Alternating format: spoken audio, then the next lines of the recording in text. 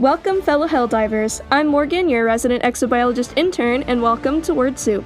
Today I'll be talking about the biology of the planets that I have available to me. I might make more videos about this intermittently as more planets are available for liberation, or if I'm interested in a certain planet's biology. Each planet I go to, my goal is to find out everything I can about the planet's ecosystem, plants, and animals. I'll also study the weather, seismic, and atmospheric events, all while bringing the swift hammer of justice down on the Terminid and automaton scum. Let's begin. Every form of life that we know of requires water and oxygen to live, as well as a source of light if it's a plant. Based on that knowledge, it wouldn't be crazy to suggest that all of these planets' atmospheres are made up of a similar cocktail of chemicals to that of our super-Earth. Along with this, each planet is a colony of super-Earth, with humans who need to breathe oxygen to survive. There's also Roanoke Gaming's slightly undemocratic video about Terminid Biology, where he makes a case for Terminids to also breathe oxygen. I've linked his video down in the description. Now, before we continue, I am just an intern, but I have a love of science and will go to any end to research and give you the best explanation I can. I don't have a degree, and I don't know everything, so if any biologist, astrobiologist, or anyone that knows the answers I get wrong, please comment below and give me any information you can on the subject. On to our first planet, Erata Prime. The first planet I started with was Erata Prime. This planet is described as a desert planet prone to unpredictable and dangerous sand twisters. The sky seems to be grayish-blue and almost red, most likely caused from dust from the surface getting into our atmosphere, just like our friend Mars. Tremors occur here constantly and affects both you and the enemy. There are small pools of water occasionally, and it very rarely rains.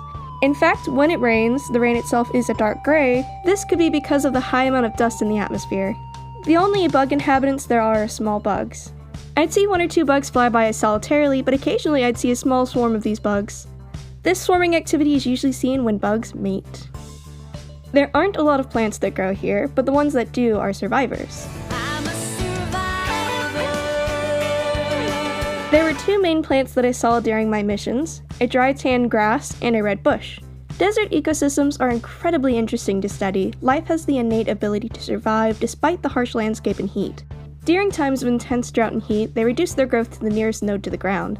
This reduces the amount of heat they receive and helps them to survive until the next period of relief. I believe a similar thing occurs with this plant.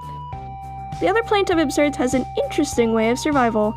The plant is red in color, which is not the usual color that comes to mind when you think of a plant. This survival tactic is commonly seen on Earth as well.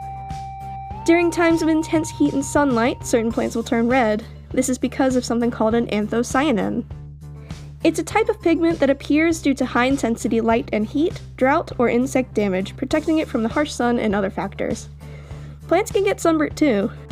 On to the next planet, Fenrir 3.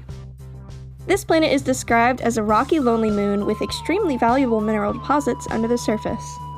The sky on Fenrir is slightly pale blue and seems thin as you can see some stars during the daytime. A thin atmosphere would also explain why the moon gets barraged by meteor storms often, making it quite dangerous. The meteors that fall to the surface give off a blue trail, meaning they may be partially made of magnesium. This moon is extremely cold, but the small pools of water-like substance don't freeze, which may suggest geothermal activity or a different liquid. I didn't see any animals on Fenrir, but life still persists on this cold rocky planet in the form of plants. These plants, consisting of a white bush and a reddish moss-like grass, would have to survive in Arctic-like temperatures.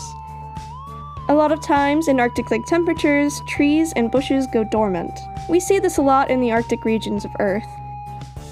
The white bush does seem to be in a dormant state like this, whereas the moss-like grass seems to be red due to the stress of extreme cold temperatures. As mentioned before in the description, there are valuable mineral deposits under the surface of this moon. What sort of minerals should be up to question? Not that we question Super-Earth, no, just some good old-fashioned democratic scientific interest here. Democracy! Super-Earth rules! Please don't put me back in the silverware drawer. Maybe it's just a metal used to create our destroyers. I'm sure whatever it is, Super-Earth uses it to spread liberty across our star system. Next, Hellmire. The description for this planet states scorching temperatures, high winds, and low precipitation cause a near-constant cycle of fires to sweep this planet, punctuated by short bursts of lush rebirth between infernos. The sky on this planet is blue, but it tends to look red or orange due to the constant wildfires. As it said in the description, the high temps, high wind, and precipitation make this place a living Hellmire. On certain missions of great difficulty, your stratagems may be less precise due to high winds, so watch yourselves out there. Anyways, this planet is covered with charred, burnt plants and what seems to be no wildlife. It's stated in the description that during times when there is no fire, lush rebirth occurs. As of this time, I haven't seen it myself, but due to the size of the charred plants, I'd say this is highly likely this is true. The biggest threat on this planet are the fire tornadoes.